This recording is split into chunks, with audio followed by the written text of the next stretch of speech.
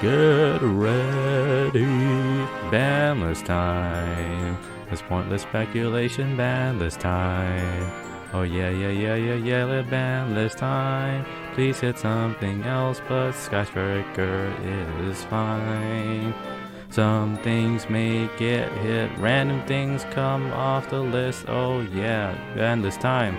Yes, you heard right, YouTube. It's time for pointless ban list speculation. If we look at the tier list according to Master Duel meta, the top decks are Zodiac Tri-Brigade, Mr. Negate, VFD Turbo, Eldritch, like Elbit Emancipator, and finally Prank Kids. Oh my dude, you just got pranked! In TCG and OCG land, the point of a new ban list is to start a new meta, hopefully, and sell product. It feels like somebody wants to sell me something!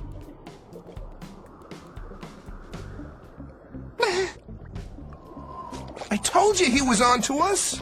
In Master Duel, that's not really the case, because the only product they're going to try to sell you is more gemmies, meaning that there's probably not a super financial incentive for them to hit certain things. For example, in the physical card game, it's probably unlikely that they're going to hit that new super shiny secret rare that you paid $100 for. So that means any card could potentially be on the chopping block. And you also have things like probably DD Dynamite, where in the physical card game they're probably not going to hit, but maybe here. And since Master Duel is using some weird OCG list, we can probably get some predictions from there. Let's jump in, shall we? And here we go. First and foremost, I want to say everybody's entitled to an opinion. There may be some things on here that you may find controversial, because I have no idea what Konami's going to do. And we'll say what I think should get hit on the ban list. To make a more fulfilling and interactive card game for people of all ages and skill levels. So here's how I'm going about it. We want to take the power level of those high tier meta decks a little. You want to hit those cards that are considered toxic and prevent you from playing or something. And of course cheating cards. And finally, in regards to the unlimited portion, you want to throw a bone to some people. Looking at you, hero. Sound good? Let's get started. Alright, to be special and different, let's start with the unlimited. I feel like maybe this is kind of a hot take, but multi-figure to 3. There are so many options for back row removal in the game at this moment, such as evenly matched, lightning storm, etc, that can basically get rid of the back row. And aside from the occasional infinite imperm or evenly matched, Altergeist multi-figure needs to be triggered with a trap card. And if you didn't already know, traps are pretty slow in this game. Yes, if Altergeist have to set up turn 1, they're basically impossible to beat. But personally, I think they're pretty bad going second anyways. Maybe you can go to 2 instead, but I feel at 2 or 3, it makes no difference. So might as well just put it at 3. Next we have Raigeki to 3. Like the most recent TCG ban list, putting it at 3 is fine with me. A lot of the top tier decks and good decks in general nowadays have floating effects, where Raigeki isn't as impactful as it was back then. Plus Lightning Storm is kind of better, except for that one time. Now for some extremely hot take, Call by the Grave to 3.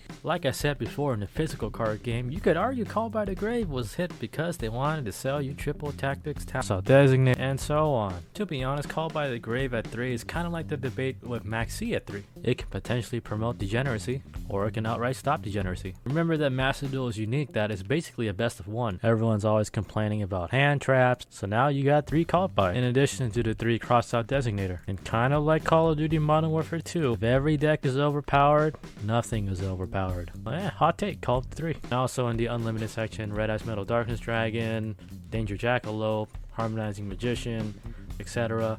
They could honestly all go to 3 and it probably won't be a big deal. Semi-limits to me are kind of useless, but the only one I can really think of that maybe would be good at 2 is Fire Formation Tenki. You want to hit the consistency of Tri-Brigade and all those bird up things just a little bit. Next is the limited list. We're going to pull a TCG here and hit Meow Mew to 1. You can still have the power cards like the Raigeki and the Harpy's Feather Duster. Now it isn't just free where you can just banish it. And it doesn't really hurt the consistency of Prank Kids, just that maybe it's difficult for them to recover in the long game. Next is Tri-Brigade Nerval. I hate to admit it, but Tri-Brigade is probably the best deck in the format. I'm so sorry, Ray. It hits consistency without outright killing the deck. And that's basically all the cards I can think off the top of my head that deserves to be limited. Now we get to the fun part. VFD, bye-bye. Imperial Order, bye-bye. Rongo Bongo, bye-bye. Skill Drain, bye-bye. I think it's very obvious that these ban cards, because they basically tell you, no, you can't play Yu-Gi-Oh! And I think that's pretty bad. So we basically hit almost every single meta deck except bye-bye Ava. I don't ever want to see that Ailamau ever again. And for Emancipator, honestly, either Kawaii, Meru, Wanku, Guardian, or Block Dragon. Either hit the negate or the Dragon Ruler. I'd rather hit the negate. So that's basically my hot take ban list prediction. Oh, but Kevin, what about Sky Striker? I think Sky Striker is honestly in an okay place. I mean, it would be nice to have more than one Kagari, but remember, over the horizon, some things are going to be coming soon. So who knows? Maybe they'll throw us a bone. Today, let me know down below what you think. Am I wrong? Am I just biased against everything because I like Sky Striker? Honestly, it doesn't matter as long as Imperial Order gets